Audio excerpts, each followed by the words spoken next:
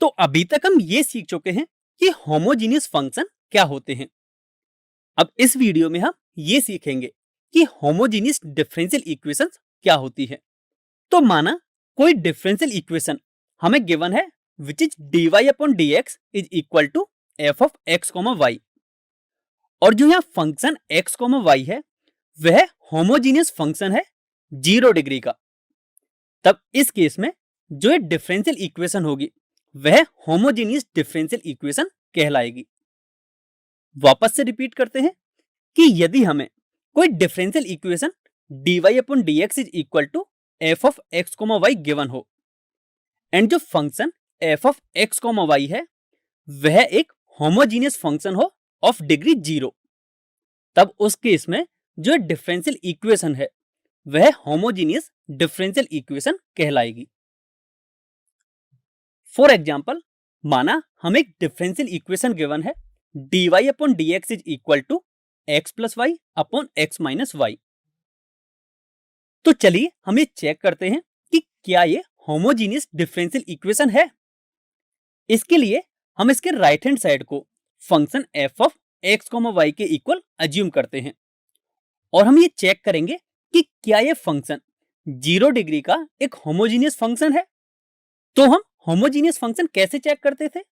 हम variables X and Y को lambda X and lambda Y से रिप्लेस करते थे, एंड जब हम इनसे रिप्लेस करेंगे तो हमें राइट हैंड साइड कुछ इस तरह का मिलेगा। इसके न्यूमरेटर एंड डिनोमिनेटर दोनों में से लैम्डा कॉमन ले सकते हैं और हमारा फंक्शन कुछ इस तरह का मिलेगा। तो हम इसे लिख सकते हैं कि function F of lambda X common lambda Y is equal to lambda to the power 0 into F of x comma Y, यानी कि यह एक होमोजीनियस फंक्शन है ऑफ डिग्री 0। यानी कि हम ये कह सकते हैं कि ये जो डिफरेंशियल इक्वेशन है वह होमोजीनियस डिफरेंशियल इक्वेशन होगी।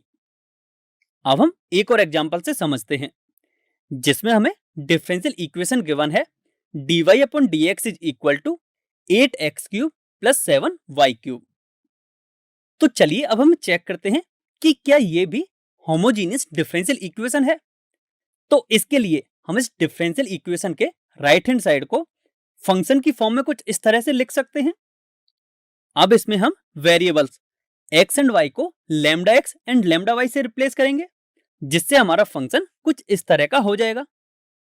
इसमें से हम लैम्डा क्यूब कॉमन ले सकते हैं, जिससे कि फाइनल फंक्शन हमारा कुछ इस तरह का मिलेगा।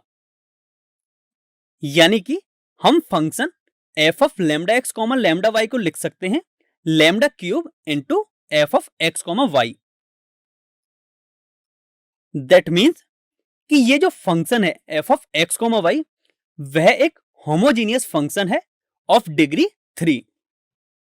अब हमने ये प्रूफ तो कर दिया कि जो ये फंक्शन है F of x comma Y वह एक होमोजीनियस फंक्शन है, लेकिन प्रॉब्लम ये है कि उसकी डिग्री 3 है। और हम ये पढ़ चुके हैं कि होमोजीनियस डिफरेंशियल इक्वेशन होने के लिए जो function F of x comma Y है वह डिग्री 0 का होना चाहिए।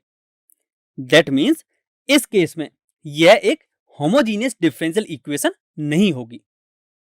तो अब आपको होमोजीनियस डिफरेंशियल इक्वेशन का कंसेप्ट भी अच्छी तरह से समझ में आ गया होगा।